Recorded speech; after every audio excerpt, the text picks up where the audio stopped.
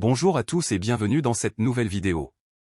Aujourd'hui, nous allons explorer la vie fascinante de Paul von Hindenburg, une figure clé de l'histoire allemande et mondiale. Saviez-vous que ce leader militaire et homme politique a eu un impact énorme sur la Première Guerre mondiale et la montée du nazisme? Rejoignez-moi pour découvrir 20 faits intéressants qui vous aideront à mieux comprendre ce personnage controversé. Ne manquez pas cela.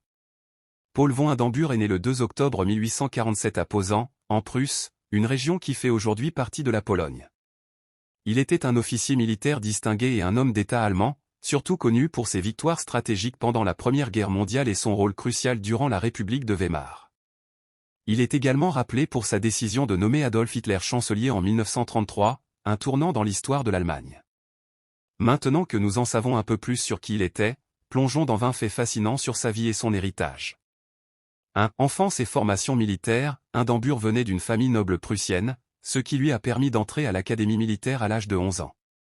Il a été diplômé en tant qu'officier en 1866, juste à temps pour participer à la guerre austro-prussienne.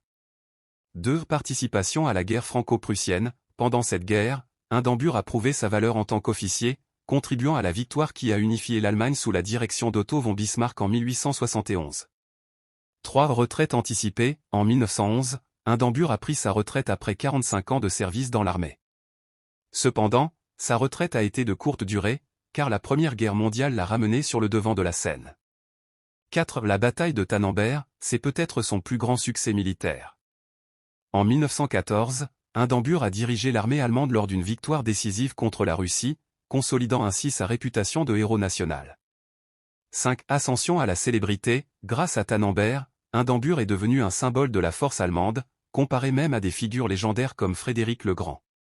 6. Relation avec Erich Ludendorff, son collaborateur le plus proche était Ludendorff, avec qui il partageait le commandement suprême de l'armée.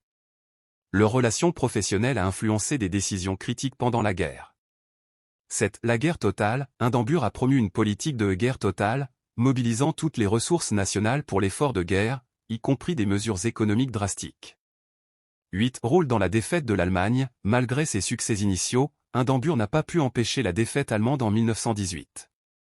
Cependant, sa réputation est restée relativement intacte grâce au mythe du coup de poignard dans le dos, qui attribuait la défaite à des facteurs externes. 9. Le mythe de Hindenburg, après la guerre, un culte de la personnalité s'est développé autour de lui, le présentant comme un leader incorruptible et patriote, bien que nombre de ses décisions aient été controversées. 10. Présidence de la République de Weimar, en 1925, Hindenburg a été élu président de l'Allemagne, un poste qu'il a occupé jusqu'à sa mort en 1934. Malgré ses penchants monarchistes, il a accepté de diriger la jeune République démocratique. 11. Réticence en politique, bien qu'il ait été président, Hindenburg n'était pas un politicien dans l'âme. Il préférait déléguer les décisions importantes à ses conseillers et au Parlement.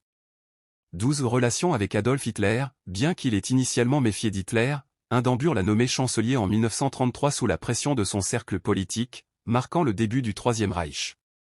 13. Le décret de l'incendie du Reichstag, pendant sa présidence, il a signé ce décret, qui a suspendu les libertés civiles en Allemagne et permis aux nazis de consolider leur pouvoir.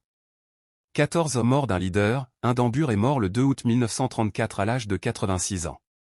Sa mort a permis à Hitler de combiner les rôles de chancelier et de président, consolidant ainsi sa dictature. 15. L'héritage militaire, malgré les controverses politiques, Hindenburg est encore rappelé pour son talent stratégique sur le champ de bataille.